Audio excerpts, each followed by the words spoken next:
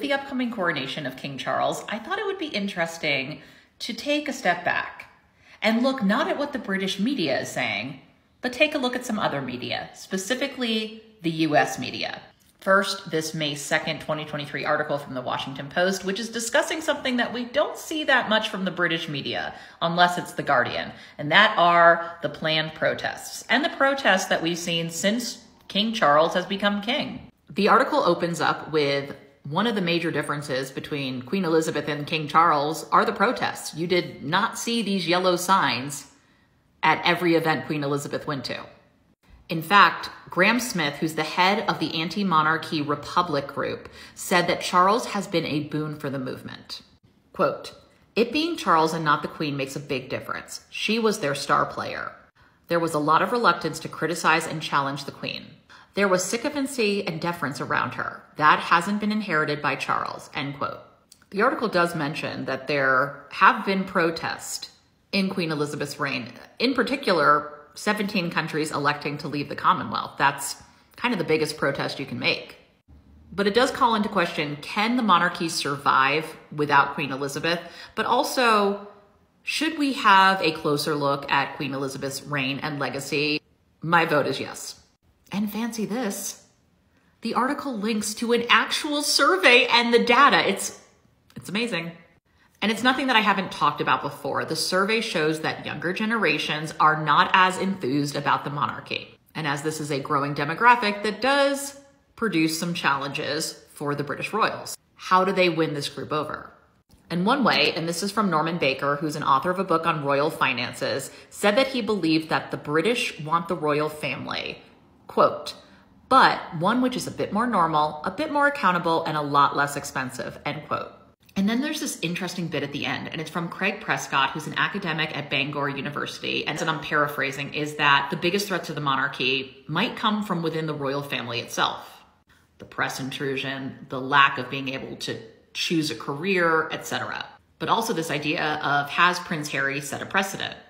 Will Prince George one day wake up and say, wow, life's not worth living in a fishbowl. Let me follow what my uncle did. Interesting thought that I had not considered. I'll be honest. This article, also from the Washington Post from May 3rd, 2023, had me incredibly excited. I mean, the title is Courtiers Make Life for Britain's Royals Possible, and for some miserable. And I said, tell me more. I didn't realize that the tell me more would come through a Q&A with one Valentine Lowe. And he's basically doing it to promote his book. And now, Valentine isn't necessarily like the worst royal correspondent in the world, but he's also the one that wrote the story about Meghan's bullying allegations to staff and has some, shall we say, antiquated views on racism. I do appreciate how he lays out in business terms what the courtiers do.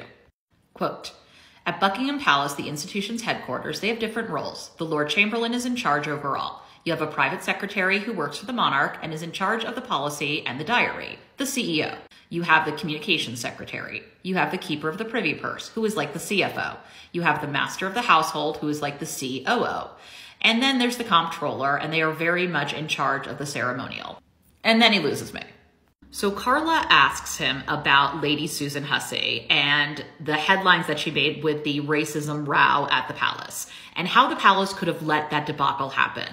This is how he answers that question.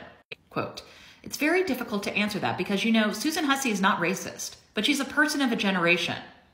No. She is continuing to do things that we no longer do because we know that they're racist. And when you know better, you do better.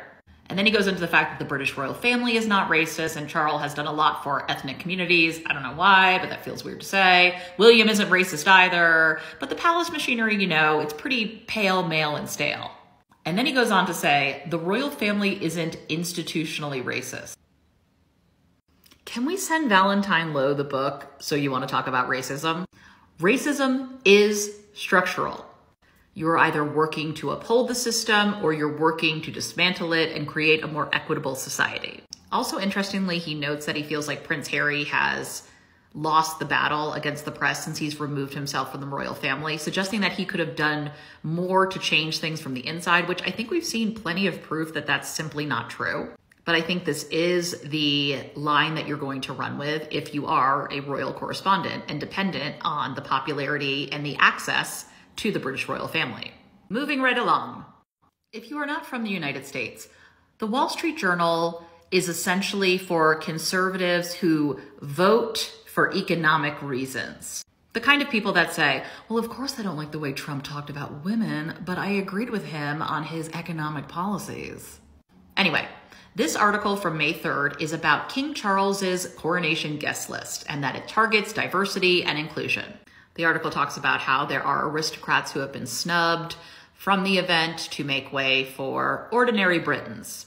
The article goes on to say that some 400 young people involved in various charities have been invited to watch the ceremony on a screen in a church next to Westminster Abbey.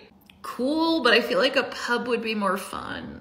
It then goes on to say that several British lawmakers who were real mad that they were not invited have been offered to stand in a courtyard area off to the side, outside, to watch the king process to the Abbey. And with that weather forecast, I'm sure it's going to be a fabulous time. Yikes. On second thought, maybe that church next to the Abbey is a better deal. It also goes on to say that for the first time, a woman will carry the jeweled sword of offering to Westminster Abbey. The editor of Sikh magazine is presenting the king with his coronation glove. This is a great example of surface level diversity. It's inclusion and diversity that doesn't actually change things or make life better for marginalized individuals. It's an article designed for a certain group of people, to make them feel better, to make them feel at peace, to signal to them that all this woke culture is overblown, things are fine. But they're fine in a way that's palatable to white people, specifically white Christian people, to be clear. And then this will shock you. Fox News is talking about how Prince Harry was snubbed at King Charles's coronation. As new details on religious ceremony are revealed. Apparently, Prince William will be the only member of the royal family to have a speaking role.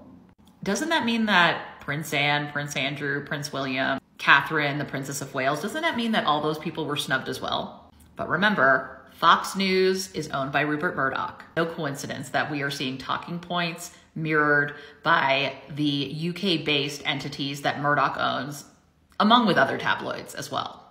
And finally, the New York Times. The article is titled, "For King Charles, Coronation Day is a step on a tightrope walk." Like most of the articles we've seen, it's the growing concern about where a monarchy fits in modern times.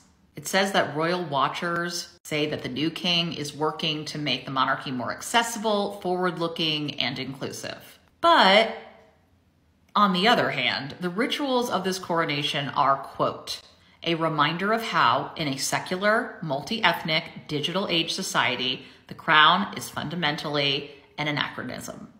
End quote. Again, a lot of emphasis on how this is a slow-moving monarchy and almost a call to give them some time. It also goes into how Charles is going to have to be apolitical and how is he going to channel his activism spirit. What's also interesting is that Ed Owens, a historian who writes about relations between the monarchy and the media, touches on how the British media is focused on, Prince Harry, who's showing up, etc. He is quoted as saying, "The tabloid press has been preoccupied by the story of celebrity rather than the more difficult question of how the monarchy is going to evolve," end quote. And I think that's another important conversation. How can large swaths of the British media be expected or trusted to report accurately and balanced on the British royal family? They make money off the royal family. They are invested in the continuation and the popularity of the British monarchy almost as much as the British royal family is. Does that lend itself to accurate reporting around things that the public really needs to know? Because I would argue that understanding the financial transparency of the British monarchy is more important to the public than, say, where to get a dupe of Kate's dress. Not that you can't have both. But the British media coverage and the American media coverage leading up to this coronation has, for obvious reasons, been incredibly different. We'll just have to see what's next.